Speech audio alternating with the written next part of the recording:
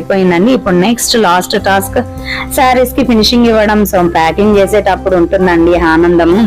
కొత్త చీరల్ని నేనే తయారు చేశానా, నేనే నేచి చీరలను ప్యాకింగ్ చేస్తున్నానా అన్నంత హ్యాపీ ఫీలింగ్ అయితే ఉంటది నాకు. చాలా బ్యూటిఫుల్ గా వస్తాయి. సో కాబట్టి ఫినిషింగ్ చూడండి. ఫస్ట్ అయితే చాలా మంది ఏమంటారంటే మనల్ని డిస్కరేజ్ చేసేటప్పుడు అవసరమా మీకు ఇంత పని అని అంటూ ఉంటారు. సో కానీ మీరు ఎవరి మాటలు పట్టించుకోవద్దు. మీకు నచ్చిందా ఈ వర్క్ చేయడం అయితే హ్యాపీగా చేసేయండి. ఇంకొంతమంది ఏమంటారో తెలుసా, ఎవరెవరి చీరలో తీసుకొచ్చి డ్రై క్లీనింగ్ చేస్తుంది, ఎవరెవరి చీరలో పిండుతుంది అంటారు. అది పిండడం కాదండి, మనం మన వృత్తికి ఇచ్చేటటువంటి గౌరవం.